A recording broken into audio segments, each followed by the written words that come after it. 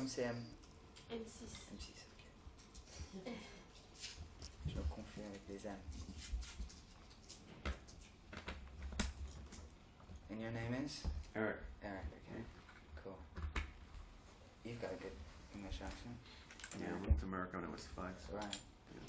Yeah, like me, I grew up in Luxembourg, so that's how I speak French. When did you move back? It was kind of back and forth. Yeah. Yeah. Cool. I really moved back in '89, but it was mostly back and forth. Like Where were you living? New York. Yeah. I've just been there. Sorry? I've just been there. My grandma used to live in Brooklyn. Oh, really? She lives in Florida now. Cool. But we just got back from the States. Yeah. It's like I love the town. Yeah. I love it. What was your first Testing, 1, 2. Huh? Was your first time? No.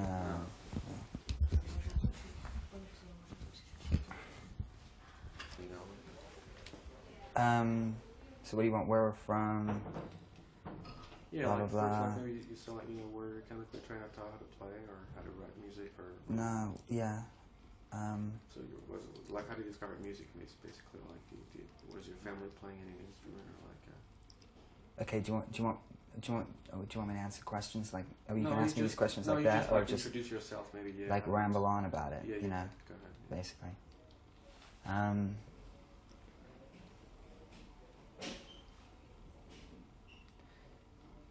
Okay, we on?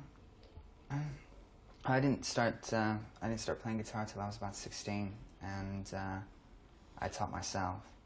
And I guess at the time when you're that age, like, you know, playing guitar is like maybe one of the, or, you know, finding, I guess, a hobby like that. It's like one of the things that you feel is completely your own, which is why I refuse to be taught by anyone.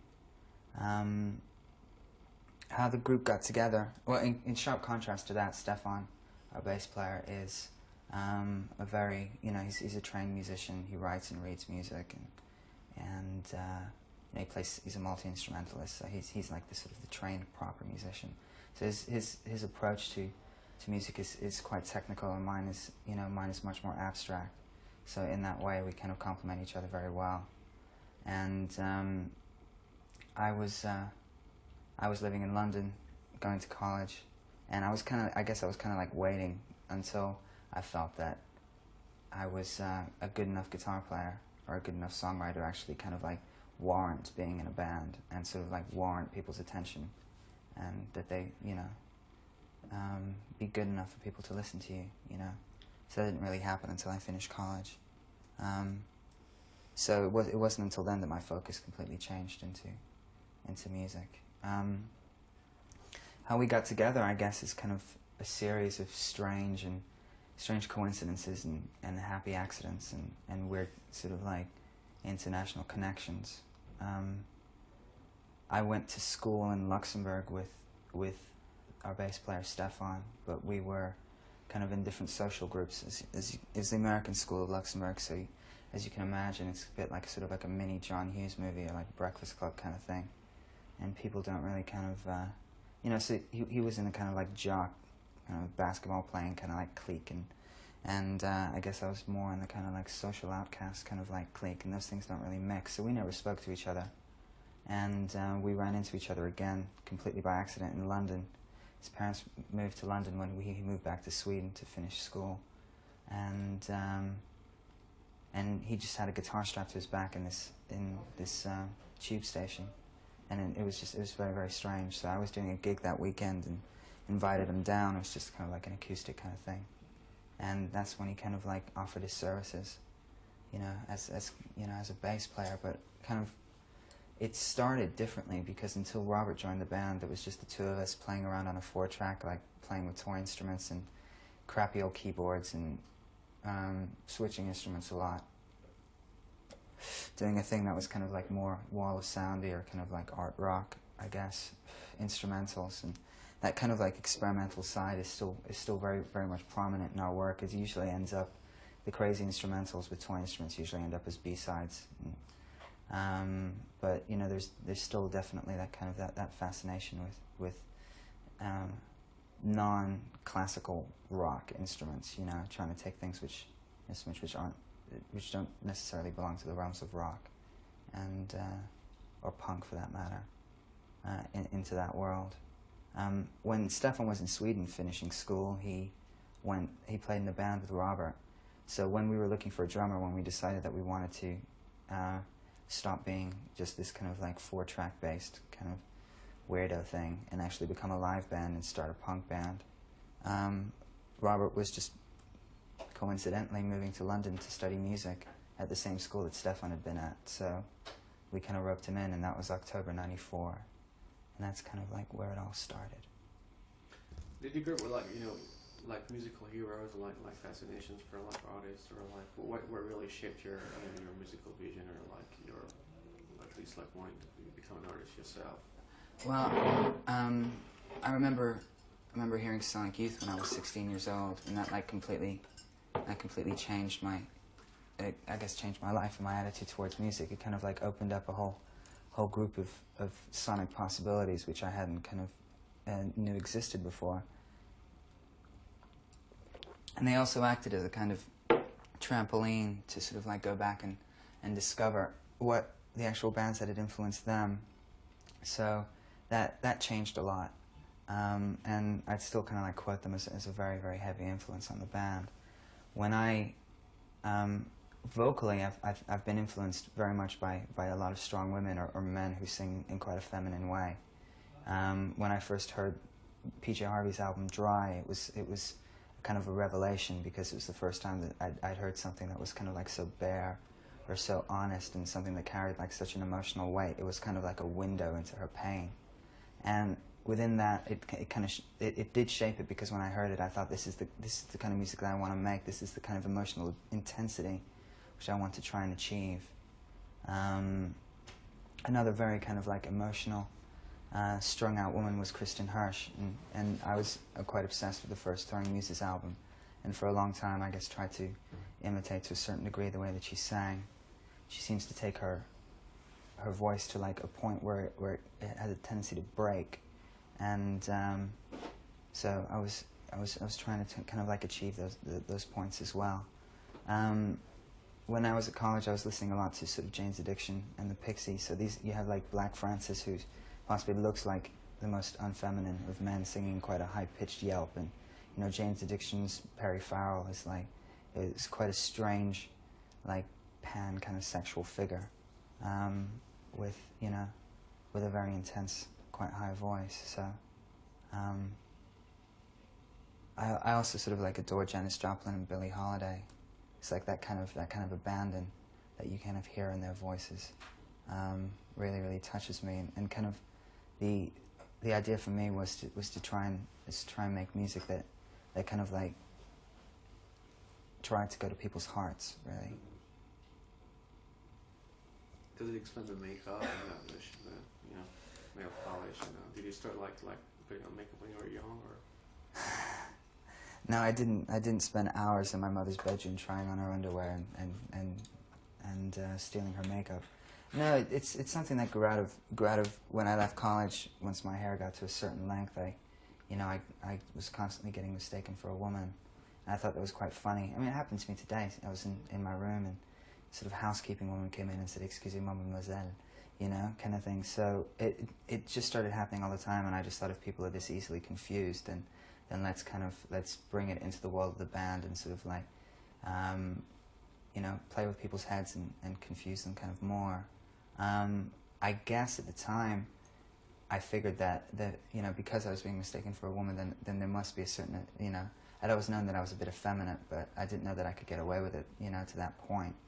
And being in a band kind of like allows you to take certain parts of your personality and make them extreme, to kind of like exaggerate them for a certain dramatic effect. And I guess by placing myself on stage as this kind of is he or isn't he kind of person, I guess it kind of like challenges to a certain degree like how men are supposed to look, as we approach the end of the millennium, and how they're supposed to behave, or it just kind of opens things up a bit, and I'm interested in that. I mean, I'm interested in playing with people's heads on that level, because I like a lack of clarity, but it is quite playful. But at the end of the day, people's heads are there to be fucked with, really. And you know, you get a lot of different reactions, so it's always interesting. What kind of reaction? Well, you know, from like you fucking faggot to you know, who's the chick in the band to do you like girls or boys to I don't know. Do you usually answer those questions or? Never. I intend to remain a complete mystery. So how was it like starting in Luxembourg? Like, so you were part of a social clique. Like, were you jet setting already? Like before you were a star? Like, what were your I'm parents not a doing, star yet. or- No, not really. I traveled around a lot when I was young, but pretty much stayed in the same place for a while. Luxembourg is a very boring place, and I needed to get the fuck out as quickly as possible. So I left when I was 17 and moved to London. I've been there ever since. I mean, London's a very good place just as a musician to find stimulation. It's interesting because there are so many bands who are intent on experimenting or kind of like pushing back the boundaries of what kind of like of what modern music should be. And I think that in other countries that things are a lot more sceney. And over in London, you have so many different tiny bands playing to very tiny audiences, but at least they have an audience. And as a musician, it's very good to do your homework in that kind of like context. So I guess in a way that's why we stay there. Like, did you have any preconceptions of what you wanted, to do, like when you entered the studio for recording this album? Or? Yeah, we wanted to do something that was different from our live thing. When we play live, we wanted to be a kind of very instant, quite basic, in your face, energetic, I guess quite sexual thing. And in the studio, it's much more contemplative. Because Stefan can play very many instruments, and we have a tendency to switch guitar and bass, and we had all our toy instruments from before Placebo started. We wanted to go in and we wanted to make an album that was guitar music, but we wanted to make one that was forward-looking, that was modern, that said like 97 and not 67. And so we set ourselves up a series of challenges. One was we must have a different distorted guitar sound on every track, we approached it with an attitude that nothing is really that sacred, and that you mustn't hang on to things because it's your instrument. So we ended up like putting drums through old 70s keyboards and stuff like that, and layering it up. For us, the challenge, I guess, was to kind of like approach, because we didn't want what a lot of bands have on their first album, which is a blanket sound. And like if you take a track, you get an album from a band and it's their first one, you take a track out, which isn't one of the singles, and you listen to it out of the context of the album, you feel that it kind of needs the one before it and the one after it for it to make sense. And that's what we wanted to avoid. So we approached each song individually, sort of orchestration-wise, and I approached it with my style of singing individually. And what we wanted to do was to try and give each song life, to give it a frame, so that it could exist on its own. And so that, I guess what happened is that what you got is a selection of like 10 very, very strong songs, as opposed to just one sound. This is what the band sounds like. For us, it changes from song to song. And because, for me, those 10 songs are kind of like 10 different stories. And they each kind of needed to have a beginning and an end, and they each needed to be able to stand by themselves. Could you pick up like 2 or 3 songs, or like just the one that you want to talk about, and just to give an example to people of like what are your songs about, or what kind of themes do you kind of cover? All right, the 2 singles that were here. Well, 36 Degrees works on body temperature metaphors. Body temperature is about 37.5, so the person in this song is, I guess, quite cold-blooded. What it kind of deals with is a state of being where somebody has had their heart broken or been hurt to the point where they find it incredibly difficult to trust people who want to get close to them. The chorus is, someone try to do me ache, someone try to cause me pain. So what happens in this song is that this person is so scared of trusting someone that when they get close, they have to push them away. And it's, you know, it's a basic problem which I think a lot of us have gone through, and I certainly have.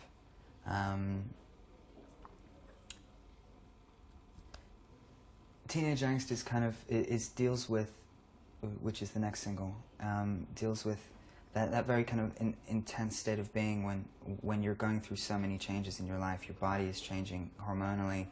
You feel like kind of like an adult trapped in a kid's body, and people have a tendency to still treat you like a kid. And what you kind of want to do is break out.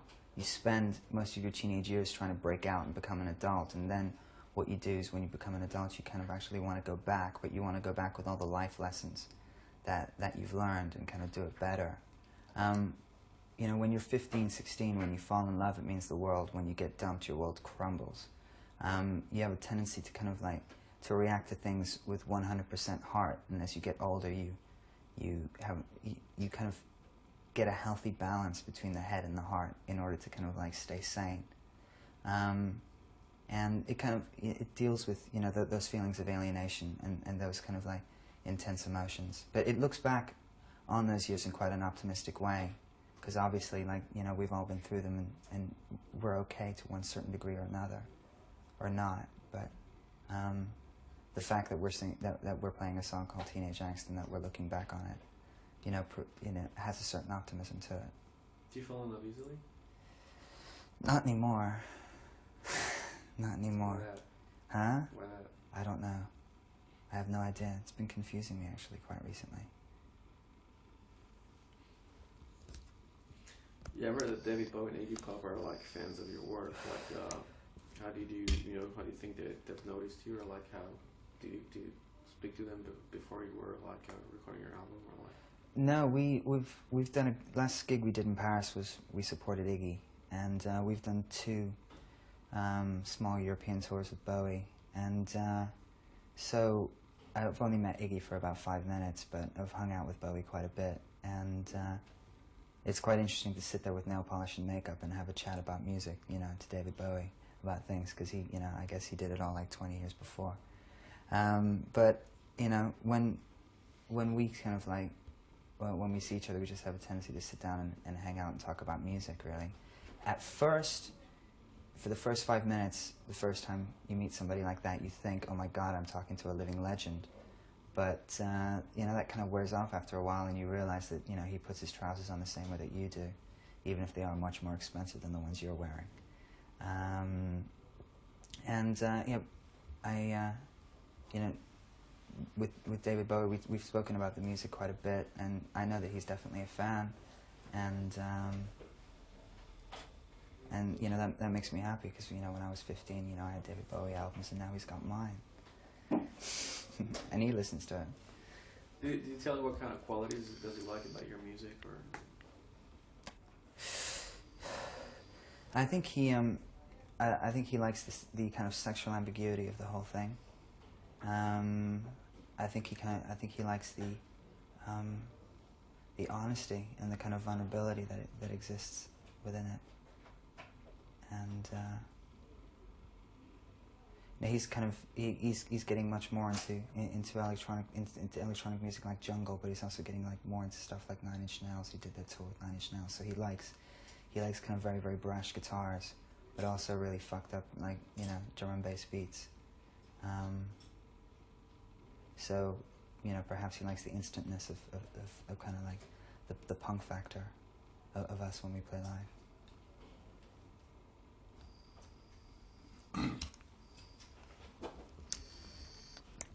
Yeah, so how was it like to tour a lot now? Do you feel comfortable touring, like, you know, getting on each other's throats, like, you know, not about to kill each other, like, can you you know, function on tour? You don't really function like a proper human being when you're on tour.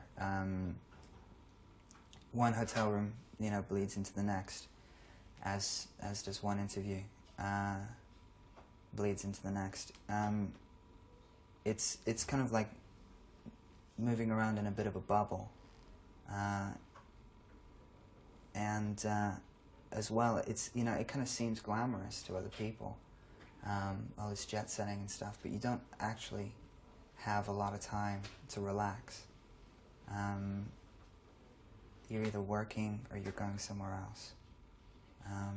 which which gives you a real rootlessness, which can make you go a bit crazy sometimes. And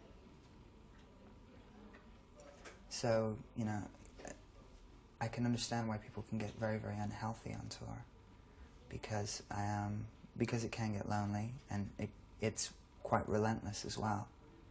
And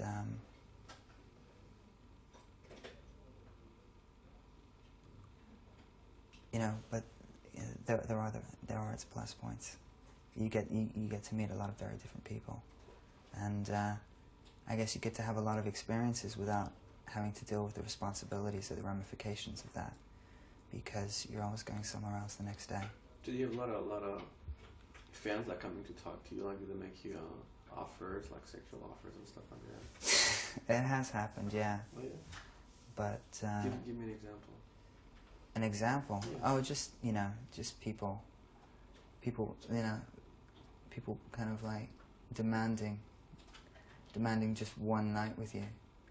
But so far, I'm proud to say I haven't succumbed to the lure of the groupie.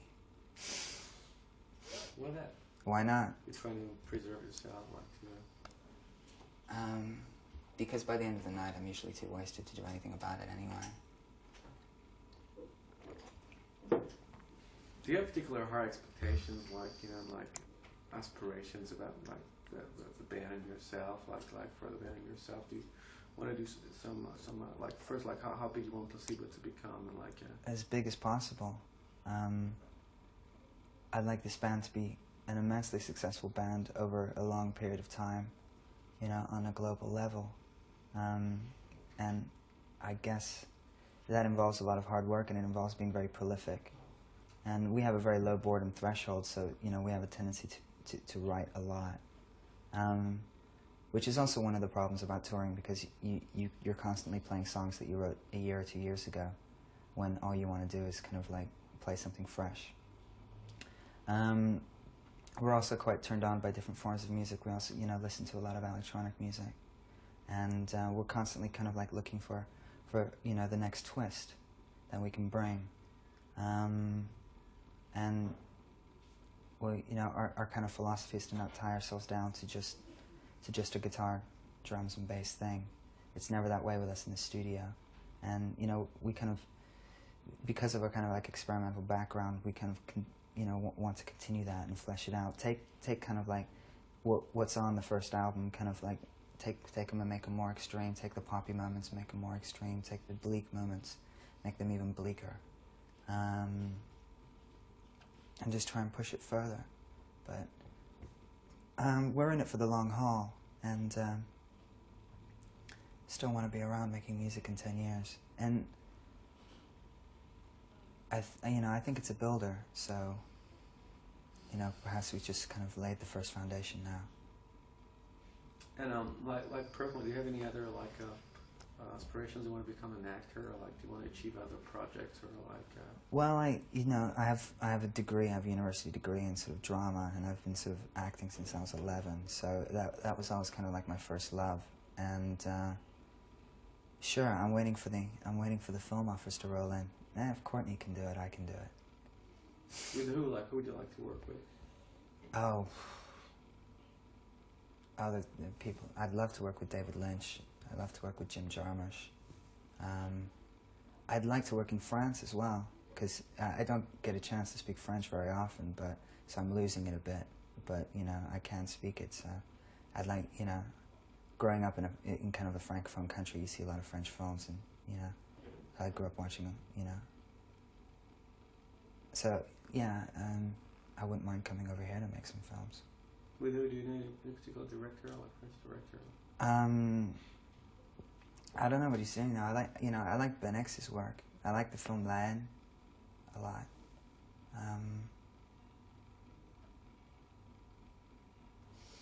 I'm a bit out of touch. You can't go to the cinema when you're on tour.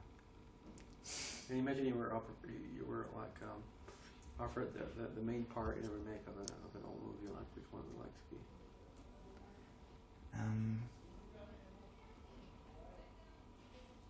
The main part in the remake of an old movie.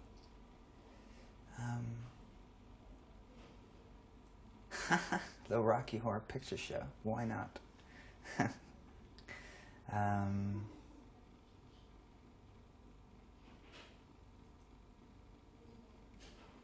Where do you shop for clothes? Like, is it really important for you to dress up? And Where do I shop for clothes? yeah. I just spent loads of money in San Francisco. I bought these pants in San Francisco. Bought this on Portobello Road in London. I bought these boots 5 years ago from an army shop in southeast London. Nail polish from Ken Market. I've just spent lots of money in the States buying clothes. You can't, you see, because I'm quite small, you can't get a decent pair of pants in England. So I have a tendency to sort of like shop at girls' shops.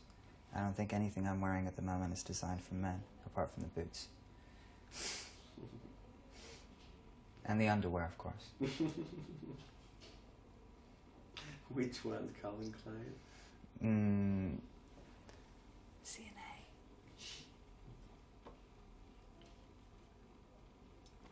On a combien là?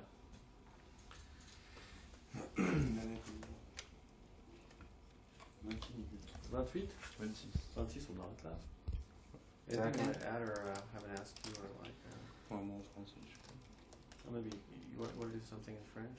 Yeah, I'll give you a bande annonce or whatever if you want. You know, for the name of your show. And I'm Brian from Placebo, and I'm Brian from Placebo, and you're watching whatever the name of your show is. Like you can say maybe bonsoir, introduce yourself. Je m'appelle, je suis né le. Je joue en France. Yeah, okay. What's the name of your show? Rock Express. Okay. I'm just trying to So it's bonsoir because it's at night. Okay. Rock Express. Okay. Bonsoir, je suis Brian de Placebo et vous regardez Rock Express sur M6 et vous nous verrons sur la tournée Un Rock en novembre. Ça va? T'as besoin d'un autre enfin? C'est bon. Bon, merci. Oh yeah? Nice talking to you. Yeah, it was a pleasure. See you soon. See you. Il y a plein de personnes qui font ça. Ouais.